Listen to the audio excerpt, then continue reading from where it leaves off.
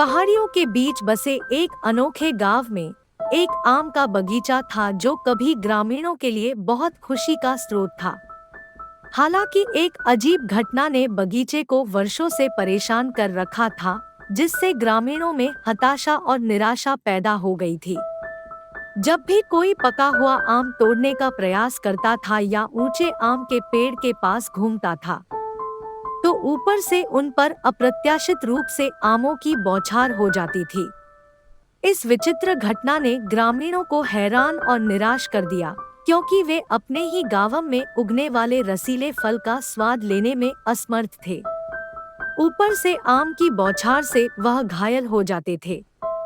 यह गांव, जो कभी आम की लहलहाती फसलों के लिए जाना जाता था, उदासी और डर की स्थिति में पहुंच गया था। रहस्यमय हमलावर के डर से अब कोई भी आम के पेड़ के पास जाने की हिम्मत नहीं कर रहा था। जो कोई भी हमलावर था, बहुत सटीकता से हमला करता था और बिना किसी निशान के गायब हो जाता था। कभी जीवंत रहने वाला आम का बगीचा अधूरी इच्छाओं और टूटी उम्मीदों का प्रतीक बन गया था। एक दिन जब निराशा अपने चरम पर पहुंच गई, तो ग्रामीण पेड़ की छाया में एकत्र हुए। वे इस अनोखी समस्या का समाधान खोजने के लिए दृढ़ थे, जिसने उनसे उनके प्यारे आम छीन लिए थे। उन्होंने इस आम शरारत को समाप्त करने के लिए किसी बुद्धिमान और जानकार का मार्गदर्शन लेने का फैसला किया। उनकी खोज उन्हें एक भटकते हुए ऋषि के पास ले गई, जिन्हें बाबाजी के नाम से जाना जाता था। वह अपनी अंतर्दृष्टि और जीवन के रहस्यों को सुलझाने की क्षमता के लिए प्रसिद्ध थे। जब ग्रामीण अपनी व्यथा सुना रहे थे, तो बाबाजी ने ध्यान से सुना। उनकी आवाज में निराशा और लालसा का मिश्रण था। बाबाजी की आंखें समझ से चमक उठीं और वे आम के रहस्य को सुलझाने में उनकी मदद करने के लिए तैयार हो गए। बाबाजी एक सुबह आम के बगीचे में पहुंचे। उनकी उपस्थिति से ग्रामीणों में शांति और श्रद्धा की भावना पैदा हुई। उसके चारों ओर इकट्ठा होकर वे उत्सुकता से उनकी बुद्धिमत्ता की प्रतीक्षा कर रहे थे। बाबाजी ने बोलना शुरू किया। उनकी आवाज नदी के कोमल प्रवाह की तरह नरम और सुखदायक थी। उन्होंने एक मेहनती सिक्योरिटी गार्ड की कहानी बताई, जिसने आम के बगीचे की सुरक्षा के लिए अपना जीवन समर्पित कर दिया था। यह सिक्योरिटी गार्ड दिन रात पहरा देकर कीमती आमों को किसी भी नुकसान से बचाता था। उनके हल्के रंग के विपरीत गहरे रंग की त्वचा के कारण गांव वालों ने उन्हें बहिष्कृत कर दिया था और केवल उनकी शक्ल के आधार पर गलत तरीके से उनका मूल्यांकन करते थे। साल बीतते गए और सुरक्षा गार्ड अपने पद से सेवानिवृत्त हो गया।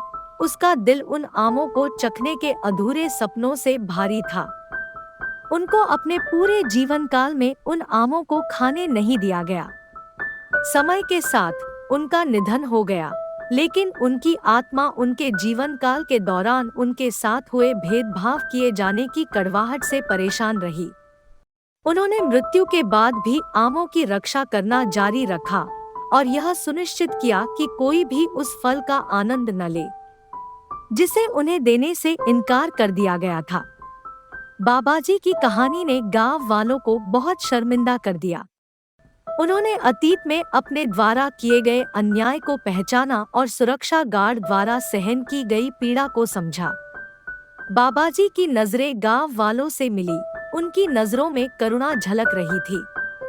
मुस्कुराते हुए उन्होंने एक ऐसे समाधान का अनावरण किया जो अतीत के घावों को ठीक कर सकता है।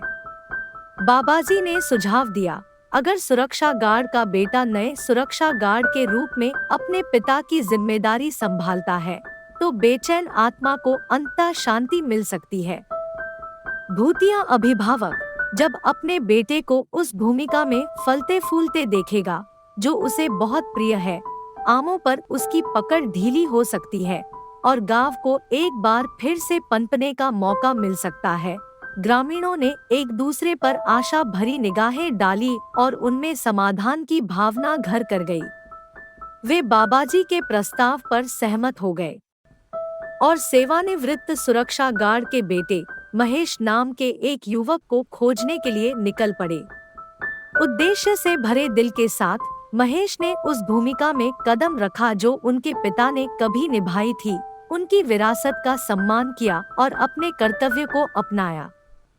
जैसे जैसे दिन हफ्तों में बदले, आम के बगीचे में बदलाव आया। आमों की झड़ी बंद हो गई और गांव की हंसी खुशी लौट आई। महेश गौरव के साथ पहरा दे रहे थे। उनकी उपस्थिति अतीत और वर्तमान के बीच एक सेतु थी। और धीरे धीरे लेकिन निश्चित रूप से ग्रामीणों ने उन आमों की मिठास का स्वाद लेना शुरू कर दिया जिनके लिए वे तरस रहे थे।